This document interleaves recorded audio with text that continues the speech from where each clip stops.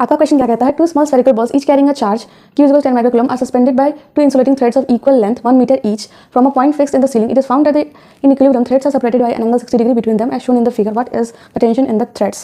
ये हमें वैल्यू देके रखी है इसकी, ये है आपके ऑप्शन, ये रहा रहेगा। हमें क्वेश्चन बोला है कि टू स्फेरिकल बॉल्स हैं, दिस इज, इन पे चार्जेस हमें देके रखे हैं 10 माइक्रोकूलम।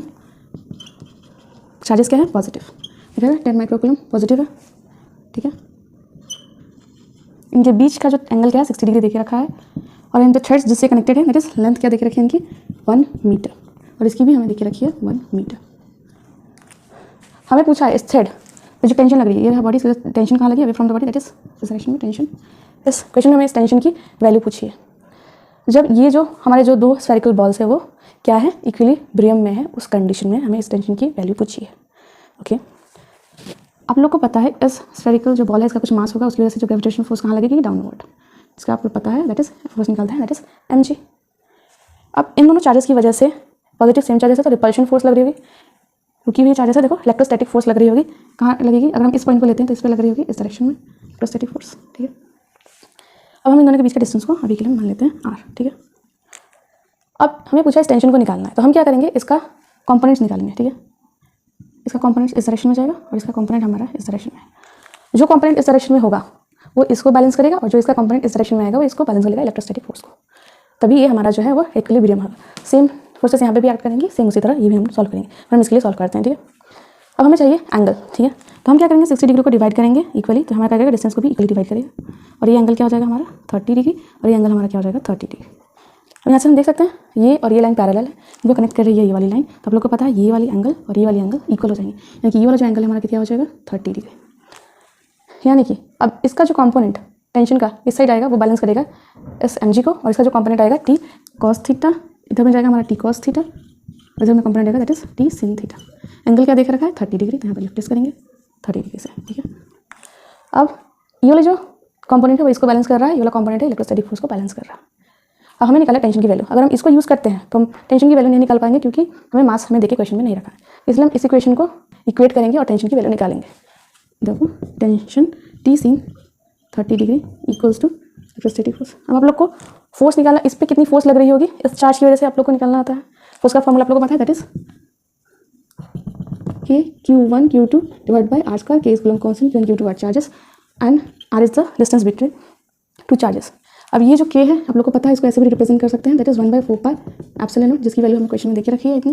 ओके, तो हम क्या करेंगे, यहाँ पे लिखेंगे k q1 q2 divide by यहाँ पे r स्क्वायर 18 sin 30 डिग्री की वैल्यू आप लोग को पता है, परफेक्ट 1/2, तो यहाँ पे लिखेंगे t/2 और हम इक्वेशन को सॉल्व करेंगे।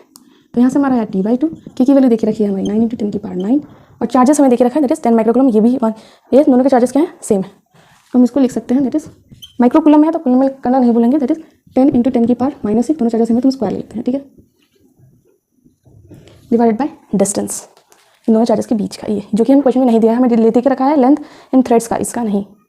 ओके, तो हम क्या करेंगे, जैसे हमने इसका कंपोनेंट निकाल लिया वैसे हम आपके लिए लेंथ को लेंगे, ठीक है, ये जो हमारी लेंथ है इसको लेंथ माना है, इसका जो कंपोनेंट यहाँ पे आएगा that is l cos 30 degree, और इधर में जो कंपोनेंट जाएगा दैट इज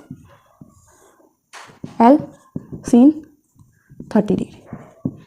ये आप लोग को पता है l sin 30 डिग्री की वैल्यू, परफेक्ट, दैट इज l/हाफ होती है 1/2, तो यहाँ पे हमारा आएगा दैट इज l/2 लेंथ।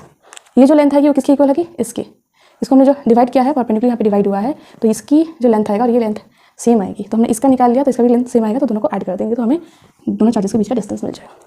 तो हम l sin थीटा कर लेंगे, ये l cos थीटा जो निकला वो ये वाली डिस्टेंस हमें मिली है, और ये वाली हमारी ये मिली है, तो यहाँ से यहाँ तक की डिस्टेंस हमारी क्या है दैट इज l/2, और l क्या है हमारी, ये यहाँ से लेके यहाँ तक की लेंथ जो कि हमें क्वेश्चन में देके रखी है 1, तो यहाँ से हमारी क्या आएगी लेंथ 1/2, और सिमिलरली यहाँ से यहाँ तक हमारी क्या आएगी 1/2। जब हम दोनों को ऐड करेंगे तो हमारी जो होल लेंथ यानी कि r की वैल्यू मिल जाएगी दैट इज 1 मीटर। हम मिस्टेक क्या करते हैं ना, r को है ना लेंथ को ये वाला लेकर सॉल्व कर देते हैं, इस केस में हम क्योंकि दोनों सेम आया है तो आंसर में कोई प्रॉब्लम नहीं आएगा, लेकिन अगर क्वेश्चन में वहीं पे l की वैल्यू लेंथ 1 मीटर नहीं देके कुछ और दे दी 2 3, तो आप लोग का आंसर जो है गलत आएगा। तो इस बात को ध्यान में रखेंगे कि ये जो हमारा निकालना होता है दैट इज लेंथ, इनके बीच का जो ये जो डिस्टेंस होता है इनके बीच का होता है, ये वाली हम नहीं लेते, ठीक है, इसको हमें निकालना पड़ता है कंपोनेंट्स लेके, बस यही पॉइंट ध्यान में रखना।